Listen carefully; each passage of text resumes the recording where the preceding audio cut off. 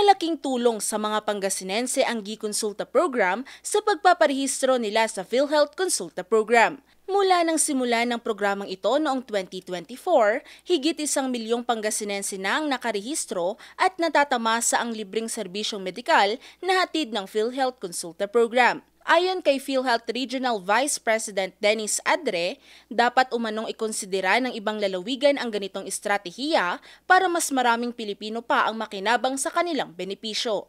It's a strategy, I believe, that should be adopted by other provinces as well if they can find the resources for that purpose. Dagdag pa ni Adre, malaki ang papel ng GConsulta sa pagpapalawig ng PhilHealth Consulta program lalo na sa mga nasa liblib at malalayong lugar. Sa ilalim ng PhilHealth Consulta program, bawat miyembro ay may benepisyong nagkakahalaga ng 1,700 piso kada taon.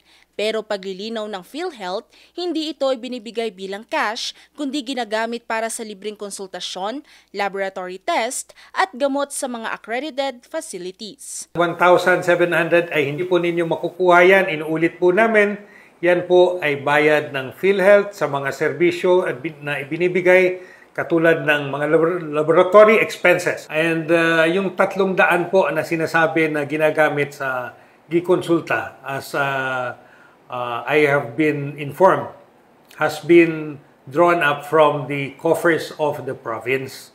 Hindi po nanggaling sa PhilHealth yan. Kasabay nito, itinanggi ng PhilHealth ang mga aligasyon ng ilang kritiko na may hindi tamang paggamit ng pondo sa ilalim ng programa.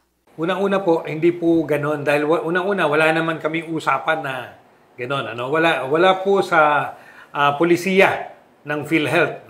Ang province po ng Pangasinan, ang vision nila ay gamitin ang anumang sosobra sa pondo na ma-invest sa pagtatayo ng iba pang hospital. Yun yung mga hospital na pinakamalalaki na magse-serve sa mga serious health needs ng ating mga kababayan. Sa kasalukuyan, patuloy ang pangangalap ng karagdagang benepisyo ng PhilHealth Consulta program sa tulong ng GConsulta.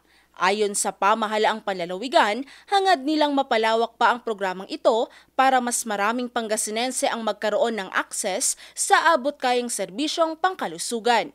Sa tagumpay ng GConsulta, umaasa ang PhilHealth na mas maraming probinsya ang magsusulong ng ganitong inisyatibo upang matiyak na walang Pilipinong maiiwan sa serbisyong pangkalusugan. Valerie Dismaya, RNG News.